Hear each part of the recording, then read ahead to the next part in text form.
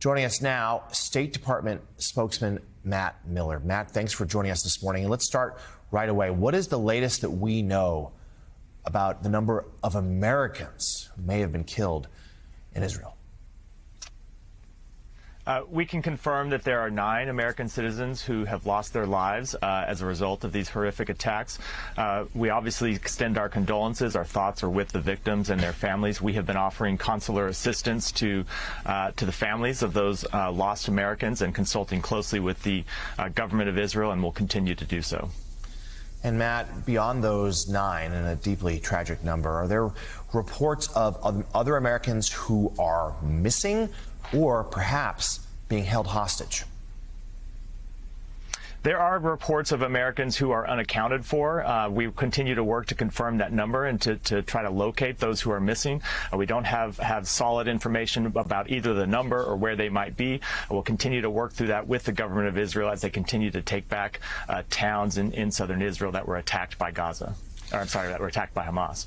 And Matt, we heard from the president over the weekend offering support to Israel in the strongest of terms. Can you give us an update as to what exactly that means in terms of financial, military, or security assistance?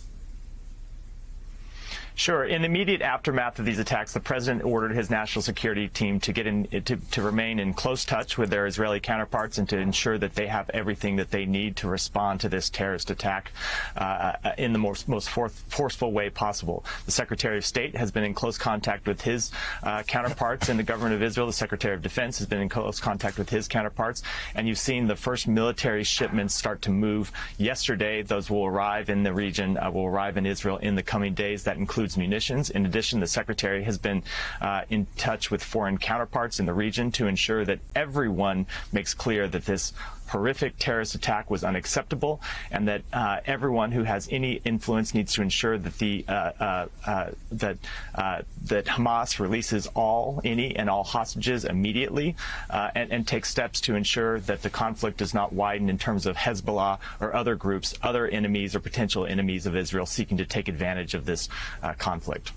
And Matt, we played earlier in the show, the Secretary of State was on Meet the Press yesterday and mused that a possible motivation for these attacks over the weekend, for this bloodshed, was to prevent this normalization between Israel and Saudi Arabia that's been in the works for a while now, certainly not complete just yet. We've heard cautious optimism from both sides in recent weeks. Now, of course, dealing with the after effects, the aftermath of this violence. Could you expand a little bit upon what he meant, what signs you guys are picking up on that suggest that was indeed a motivation for what happened?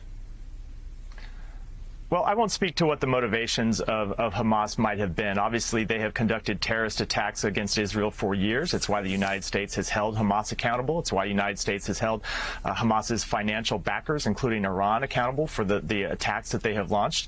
But it has been clear that Hamas is opposed to normalization between Israel, normalization of relations between Israel and countries in the region. It is clear that Iran is opposed to normalization between Israel and others in the region. And as the Secretary made clear in his appearance on Meet the Press yesterday, there are really 2 paths for the region to take. One is a path of increased stability, of increased relationships between Israel and its neighbors, and the other is the path of conflict, of terrorism, of death and destruction.